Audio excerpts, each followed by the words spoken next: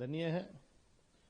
और मैं तो पूछूंगा नरेंद्र मोदी सरकार से, नरेंद्र मोदी जी के विदेश मंत्री परसों ही बांग्लादेश होकर के आए, कि आपकी नीति क्या है कि जहां बांग्लादेश के अंदर अल्पसंख्यक हिंदुओं पर अत्याचार हो, वहां आपके विदेश मंत्री जाकर के कर क्या रहे हैं, क्या बात करके आए हैं?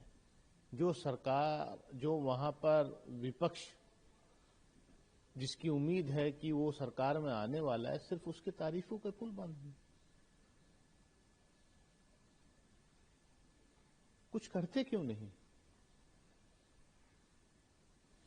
सिर्फ हिंदुस्तान में, भारत में उसका नैरेटिव सेट करके अपने जो आपके जो तथाकथित फ्रिंज एलिमेंट्स हैं उनको फॉर्डर देने का काम कराते हैं। सर, इधर देवकीनंदन ठाकुर खान जो 500,000 रुपए में सीरियल में काम करते थे, वो सुपरस्टार बनता है, एक टीम का मालिक बनता है। ये भारत की बदौलत होता है। और जिस बांग्लादेश में हिंदू समाज का बलात्कार किया जा रहा है, हत्याएं की जा रही है, उस बांग्लादेश से वो अपनी टीम के लिए प्लेयर खरीदते हैं। उन्हें यह फैसला वापस लेना चाहिए और 9.2 करोड़ रुपए जो पैसे बांग्लादेश के प्लेयर को खरीदने में लगाए, वो पैसे वहां हिंदू बच्चों के परिवारों को दिया जाए। देखिए, every Indian is proud of Shahrukh Khan, और मैं तो व्यक्तिगत रूप से ज्यादा अपने आप को प्राउड महसूस करता हूं, क्योंकि वो जामिया मिलिया इस्लामिया से पढ़ करके गए हैं, जहां से हम पढ़ करके आए हैं, जिसको भाजपा और संघ के लोग जिस इंस्टीट्यूशन को लगातार बदनाम करने की कोशिश करते हैं। मैं देवकीनंदन ठाकुर जैसे लोगों से कहूंगा कि आपने बहुत भोले मासूम लोगों से चंदा वसूल करके श्रद्धा के नाम पर आपने एक बहुत बड़ा साम्राज्य खड़ा किया हुआ है। देवकीनंदन ठाकुर पहल करें, बांग्लादेश के अंदर जो अल्पसंख्यक हिंदुओं पर अत्याचार हो रहा है उनके परिवारों के पुनर्वास के लिए वो अपने बड़े साम्राज्य से कुछ देने की पहल करें। और मैं शाहरुख खान से भी व्यक्तिगत रूप से अपील करूंगा कि अगर देवकीनंदन जैसे लोग, अगर संगीत सोम जैसे लोग ये करते हैं तो वो भी करें। लेकिन हां, जहां तक प्लेयर खरीदने की बात है तो ये सरकार को तय करना पड़ेगा कि आपको किसके साथ खेलना है, किसके साथ नहीं खेलना है। आप तो पाकिस्तान के साथ भी मैच खेल लेते हैं, ये बीसीसीआई को तय करना है। ये अमित शाह साहब के जो सुपुत्र हैं, जिनका पूरा कंट्रोल आज भारतीय क्रिकेट पर है, ये उनको तय करना। वैसे अमित शाह जी, भाजपा के लोग बार बार कहते हैं कि हमारी तो रग रगों में धंधा बसा हुआ है। तो धंधा करने वाले लोग जब सत्ता पर बैठ जाएं तो यही होगा। सर, सिर्फ देवकीनंदन ठाकुर उन्होंने सीधे लफ्जों में कहा कि शाहरुख खान का कोई चरित्र नहीं है और उनका जो काम है वो देशद्रोही वाले रहे हैं। क्या शाहरुख खान का काम अब तक देशद्रोही वाला रहा है? देखिए, अगर एक प्लेयर खरीदने पर, बांग्लादेश का प्लेयर खरीदने पर अगर शाहरुख खान देशद्रोही है, तो शेख हसीना को भारत के अंदर शरण देने वाले क्या नरेंद्र मोदी देशद्रोही हो जाएंगे? क्या अडानी जो भारत में बिजली बनाते हैं और बांग्लादेश को सप्लाई कर रहे हैं, क्या वो देशद्रोही है? ये क्या बकवास! शाहरुख खान जैसे कलाकार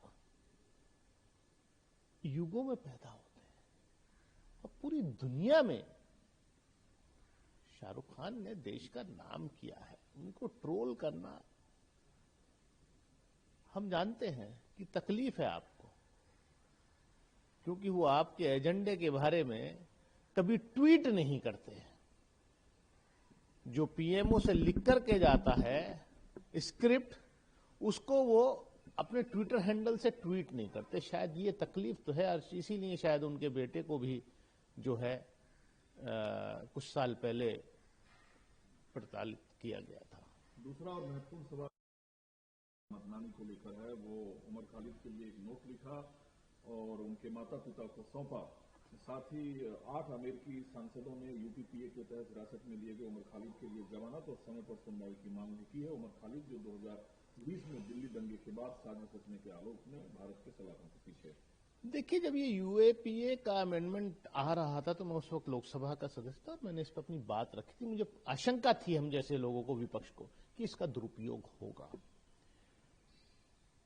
लेकिन आज सबसे बड़े दुर्भाग्य की बात यह है कि भारत को कहां ले जाकर के नरेंद्र मोदी की सरकार ने खड़ा कर दिया।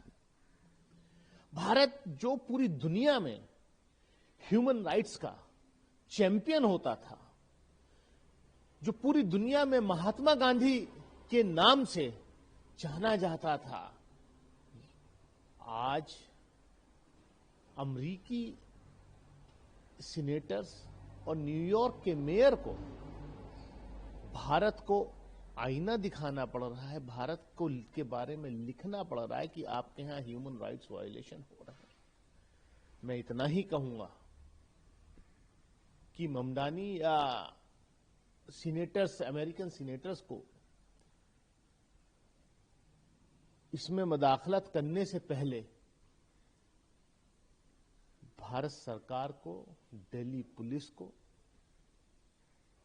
अपना रवैया बदलना चाहिए और अंतर्राष्ट्रीय स्तर पर जो हमारी दुर्गति लगातार नरेंद्र मोदी सरकार अपने एक्शन से करा रही है, उससे देश को बचाना चाहिए।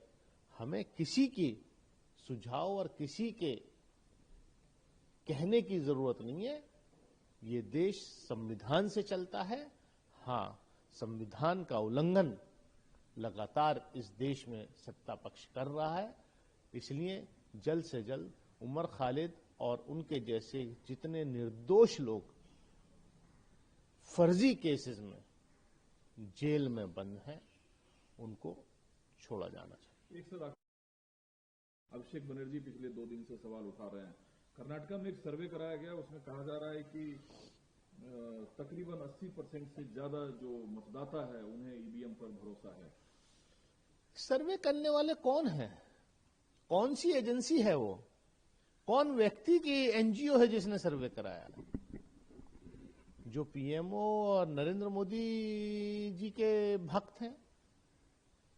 क्योंकि सर्वे ये भी बता रहा है कि जो वोट चोरी का मामला है वो 80% लोग राहुल गांधी के वोट चोरी के मामले पर यकीन कर रहे हैं। वो कन्विंस्ड है कि हां, वोट चोरी कहीं ना कहीं हो रही है। इसलिए उसको डाइल्यूट करने के लिए अपने लोगों से इस तरीके के सर्वे करा करके प्लांट कराए जा रहे हैं।